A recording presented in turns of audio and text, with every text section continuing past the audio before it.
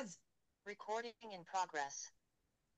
आज आपण प्रातःकाळच्या भागवत चर्चेमध्ये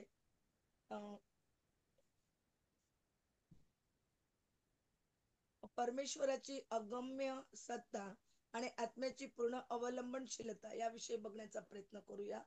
श्रीमद भागवतम स्कंद दुसरा अध्याय 4 सृजन प्रक्रिया श्लोक क्रमांक 11 आणि 12. ओम नमो भगवते वासुदेवाय. ओम नमो भगवते वासुदेवाय. ओम नमो भगवते वासुदेवाय. ओम नमो भगवते वासुदेवाय.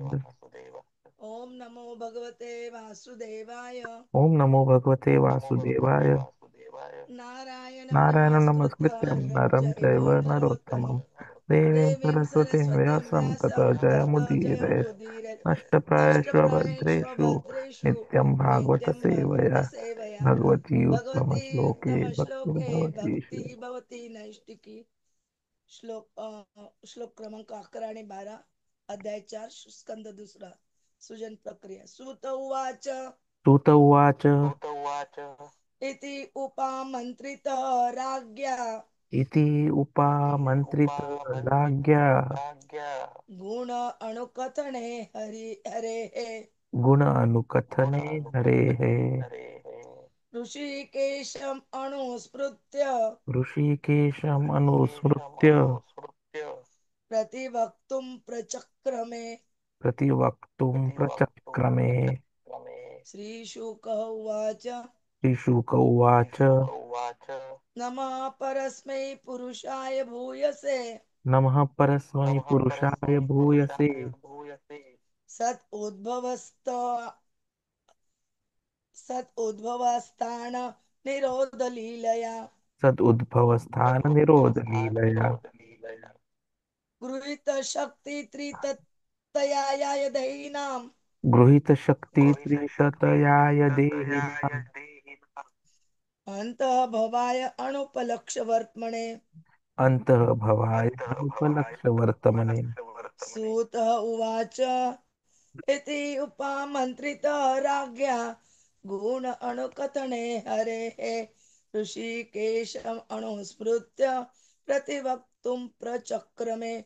श्रीशुक उवाच नमः परस्मै पुरुषाय भूयसे सत् उद्भवस्थान निरोध लीलया गृहीत शक्ति त्रितयाय देहिनाम् अंतः भवाय अनुपलक्ष वर्तमने. भाषांतर. सुत गोस्वामी म्हणाले, भगवंताच्या सृजन शक्तीचे वर्णन करण्याची परीक्षित महाराजांनी शुद्ध गोस्वामींना विनंती केली. तेव्हा त्यांनी इंद्रियांचे स्वामी ऋषिकेश श्रीकृष्ण यांचे योग्यरित्या स्मरण केले आणि पुढील प्रमाणे उत्तर देण्यास प्रारंभ केला. श्री शुकदेव गोस्वामी म्हणाले, परमश्रेष्ठ परमपुरुष भगवंतांना मी सादर प्रणाम करतो. भौतिक जगताची निर्मिती करण्यासाठी तेच प्रकृतीच्या 3 गुणांचा स्वीकार करतात.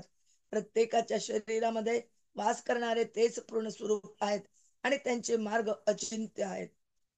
ओम ज्ञानतिमिरन्धस्य ज्ञानांजन शलाकया चक्षुरुन्मिलितं येन तस्मै श्री गुरवे नमः. श्री चैतन्य मनोभीष्टं स्थापितं येन भूतले स्वयं रूप कदा मह्यं ददाति स्वपदान्तिकं. वन्देऽहं श्रीगुरो श्रीयुतपदकमलं श्रीगुरून् वैष्णवाञ्च श्रीरूपं साग्रजातं सगण रघुनाथान्वितं तं सजीवं साद्वैतं सावधूतं परिजन सहितं कृष्ण चैतन्य देवं श्री राधा कृष्ण पदान् सगण ललिता श्री विशाखान्वितांच. नमो ओम विष्णुपदाय कृष्ण पृष्ठाय भूतले श्रीमते भक्ति वेदांत स्वामिनिति नामिने. नमस्ते सरस्वते देवे गौरवाणी प्रचारिणे निर्विशेष शून्यवादी पाश्चात्य देश तारिणे वांछा कल्पतरुभ्यश्च कृपा सिंधुभ्य एव च पतितानां पावनेभ्यो वैष्णवेभ्यो नमो नमः. जय श्री कृष्ण चैतन्य प्रभु नित्यानंद श्री अद्वैत गदाधर श्रीवासादि गौर भक्तवृंद. हरे कृष्ण कृष्ण कृष्ण हरे हरे हरे राम राम राम हरे हरे. हरे कृष्ण कृष्ण कृष्ण हरे हरे, हरे राम राम राम हरे हरे, हरे कृष्ण कृष्ण कृष्ण हरे हरे, हरे राम राम राम हरे हरे, हरे कृष्ण. श्रीमद भागवतम स्कंद दुसरा अध्याय 4 सृजन प्रक्रिया, श्लोक क्रमांक 11 आणि 12. इथं सूत गोस्वामी म्हणतात ते की भगवंताच्या सृजन शक्तीचे वर्णन करण्याची महाराज परीक्षितांनी शुकदेव गोस्वामींना विनंती केली. त्यावेळेला त्यांनी जे आपले इंद्रियाचे स्वामी आहेत कृष्ण भगवान त्यांचे योग्यरित्या स्मरण करून त्यांनी पुढील प्रमाणे उत्तर देण्यास आरंभ केला. आता ते 12व्या श्लोकात शुद्ध गोस्वामी उत्तर देत आहे. तर इथून 12व्या श्लोकापासून पुढे 13-14 श्लोकापर्यंत त्यांनी मंगलाचरण केलेलं आहे. त्याला मंगलाचरण म्हणतात. भगवंताचं त्यांनी ग्लोरिफिकेशन केलेलं आहे. शुकदेव गोस्वामी म्हणाले, परमश्रेष्ठ परमपुरुष भगवंतांना मी सादर प्रणाम करतोय आणि भौतिक जगताची निर्मिती करण्यासाठी तेच प्रकृतीच्या 3 गुणांमध्ये त्यांचा स्वीकार करतात. जसं सृजन करण्यासाठी ते ब्रह्मदेव रजगुणामध्ये येतात, रजगुण स्वीकारतात ब्रह्मदेवाचा रूपात येऊन. नंतर काय म्हणतात संरक्षण करण्यासाठी विष्णू भगवान ते सद्गुण गुडनेस म्हणजे गुडनेस स्वीकारतात. सत्वगुण. त्याच्यानंतर सत्वगुण आणि शिवजी भगवान अॅनिहिलेशन म्हणजे सगळं समेटून घेण्यासाठी संवार करण्यासाठी तमोगुणाचा सहारा घेतात. असं या श्लोकामध्ये त्यांनी वर्णन केलेलं आहे. आणि विशेष म्हणजे त्यांनी आपल्याला भगवद्गीतेच्या 15व्या अध्यायातील 15 आणि 18 या 2 श्लोकांच्या द्वारे सांगितलंय की भगवंतच आपल्याला स्मृती देतात, ज्ञान देतात, विस्मृतही करतात. त्यामुळे महत्व काय की आपल्याला भगवंताच्या शरण जायला आणि त्यांच्या आशीर्वादाने जर आपण भक्ती केली तर बद्ध जीवामध्ये जे 4 दोष असतात, 4 दोष कोणते असतात? एक भ्रम, दुसरा असतो आणि पहिला असतो अपूर्ण इंद्रिया. आणि अपूर्ण इंद्रिय असल्यामुळे आपल्याला कळत नाही म्हणून आपण भ्रमित होतो. भ्रमित झाल्यामुळे आपण चुका करतो आणि चुका झाल्यामुळे काय होतं? चोरी. चोरी. चोरी करतो आणि चिटिंग प्रोपेन्सिटी. चिटिंग प्रोपेन्सिटी. तर असं त्यांनी वर्णन करण्याचा प्रयत्न केलेला आहे. आपल्याला प्रभूजी सोप्या भाषेत सांगतील अशी मी त्यांना विनंती करते. हरे कृष्ण. हरे कृष्ण. खूप खूप धन्यवाद माताजी. खूप चांगल्या रीतीने आपण समराईज केलंय. एवढं चांगलं आहे की आपल्याला ह्यावरनं आत्मा आणि परमेश्वर अर्थात श्रीकृष्ण यांच्यातील नात्याचं वर्णन काय आहे समजून येत आहे. विशेषतः जीवाची जी परमेश्वरावर अवलंबित्व आहे आणि 3 गुणांची क्रिया आणि कसं भक्तियोग हाच भगवंतांच्या गम्य स्वरूपाला जाणण्याचा एकमेव मार्ग आहे. तर या गोष्टी या 2 श्लोकांच्या केंद्रस्थानी आहेत. जसं माताजींनी सर्वस्य च अमृती सन्निविष्टो मत्तस्मृती ज्ञानमपोहनंच वैदेहच सर्वे अहमेव वेद्यो वेदांत कृत वेदेव च. भगवान श्रीकृष्ण स्वतः सांगतात की ते प्रत्येकाच्या हृदयात वसलेले आहेत. त्यांच्याकडून स्मृती ज्ञान विस्मरण येते. सर्व वेदांद्वारे त्यांनाच ओळखले पाहिजे. खरंच तेच ते वेदांताचे संकलक आहेत आणि तेच वेदांचे जाणकार आहेत. अर्थात जी काही चर्चा आहे, जे काही काम आहे, ते केवळ कृष्णाला ओळखणं, कृष्णासोबत आपला संबंध ओळखणं हेच आहे. आणि एवढंच नाही तर भगवद्गीतेत 15व्या अध्यायातील 18व्या श्लोकात कृष्ण हेही बोलतात, यस्मात अक्षरमतीतः मक्षरातपि च उत्तम अतःस्मि लोके वेदे च प्रतितः पुरुषोत्तम. ते म्हणतात की कारण मी अलौकिक आहे, दोष आणि अच्यू त्या दोन्हींच्या पलीकडे आहे आणि मी सर्वश्रेष्ठ आहे म्हणून मी जगात आणि वेदांमध्ये त्या परमपुरुषाच्या रूपात प्रसिद्ध आहे. तर आपल्याला इथे काय शिकायला मिळतंय? पहिली गोष्ट, भक्त स्वतः काहीच करत नाहीत. खरे भक्त मानतात की ते काहीच स्वतंत्रपणे करत नाही. त्यांच्या सर्व इंद्रियांना सामर्थ्य देणारा केवळ परमेश्वर आहे. आणि भगवंतांची प्रेरणा व गुरूंचे मार्गदर्शन या विनया केलेली कृती व भ्रम निर्माण करते भक्तांमध्ये.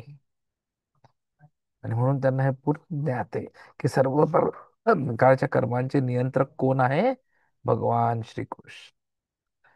जसं 18व्या अध्यायातील 14व्या श्लोकात सांगितलंय की प्रत्येक कृतीचे 5 घटक असतात: शरीर, आत्मा, इंद्रिये, प्रयत्न व दैव. दैव म्हणजे परमात्मा. म्हणूनच जो कृष्ण चेतनेत कार्य करतो तो कर्मबद्ध होत नाही आणि आपल्याला एक निवड करायला मिळते: स्वतंत्रतेचा भास किंवा भगवंतांचा खरा भक्त. जीव आपल्या कर्मांच्या परिणामासाठी स्वतः जबाबदार असतो. भगवंत फक्त त्याच्या इच्छांना संपत्ती देतात. भगवद्गीतेमध्ये भगवंत 5व्या अध्यायात 14-15व्या श्लोकात सांगतात की भगवंत कोणाचेही पाप पुण्याचे कारण नाहीत. जेव्हा जीव श्रीकृष्णाला इच्छितो तेव्हा भगवंत विशेष कृपा करतात. तर आपल्याकडे स्वतः निर्णय घ्यायची क्षमता आहे की अस्तित्ववाद असावं की कृष्ण चेतना. अस्तित्ववादात व्यक्ती स्वतंत्र असल्याचा आग्रह करतो, पण भागवत दर्शनात खरी स्वतंत्रता म्हणजे भगवंताला शरण जाणे हे आपण शिकलोय. कृष्ण चेतनेशिवाय मनुष्य इंद्रियांची गुलामीच करतो, लोभ, क्रोध, मत्सर यांच्या अधीन राहतो. आणि म्हणूनच इथे आपल्या दुसऱ्या श्लोकामध्ये आपण पाहतोय की श्रीकृष्ण पूर्ण पुरुषोत्तम आहे. सर्व विष्णू तत्वांचे मूळ असून सृष्टीसाठी ते त्रिगुण स्वीकारतात. फक्त भक्तियुगानेच त्यांना ओळखता येते. योगी, तात्विक, विचारवंत यांना त्यांच्या मार्गाने ओळखू शकत नाही. म्हणूनच ते अनुपलक्ष वर्तमाने अगम्य मार्गाचे अधिष्ठाता म्हणून ओळखले जातात. तर परमसत्य हे भगवान कृष्ण हे व्यक्तित्व आहे. कृष्ण फक्त दिव्य प्रकाश नाही तर पूर्ण व्यक्तित्व, क्रियाशील, प्रेमळ भगवान आहेत. जसं ब्रह्मसंहितेच्या 5व्या अध्यायातील 37व्या श्लोकात किंवा भगवद्गीतेमध्ये 8व्या अध्यायात 20-22 श्लोक आहे, किंवा आपल्या ह्याच अध्यायात आपला हा श्लोक, त्याच्यात त्याच्या व्यक्तिमत्वाचे वर्णन आहे. श्रीकृष्णांचे धाम गोलोक वृंदावन हे आध्यात्मिक जगाचे सर्वोच्च धाम आहे, आनंद चिन्मय रसाने परिपूर्ण. आणि म्हणूनच शरणागतीच जीवनाचे अंतिम ध्येय आहे. फक्त शरणागतीद्वारेच आपण त्रिगुणांच्या प्रभावांपासून मुक्त होऊ शकतो. भक्ती म्हणजे फक्त क्रियावली नाही, तर तेच अंतिम सत्य आहे. भगवंत स्वतः व्यक्तिमत्व असून तेच जीवनाचे अंतिम लक्ष्य आहेत. तर ह्या श्लोकांचा निष्कर्ष एवढाच की ते आपल्याला शिकवतात की आपण काहीही स्वतंत्रपणे करीत नाही. भगवंतच आपल्या सर्व कृतींचे अंतिम कारण आहे. खरी स्वतंत्रता आणि सुख फक्त भगवंतांच्या चरणी शरण जाऊनच मिळू शकते. आणि हे अगम्य सत्य जे आहे ते फक्त भक्ती योगद्वारेच अनुभवता येते. तात्विक विचार, कर्म, योग या पलीकडे जाऊन पूर्ण समर्पण हेच खरे ज्ञान आहे. तर आपण भगवंतांना प्रार्थना करूया की आपल्यालाही शरणागती घेता यावी आणि त्यांनी आपल्याला आश्रय द्यावा आणि परत भगवत धामामध्ये प्रवेश मिळावा. हरे कृष्णा. दंडवत प्रणाम.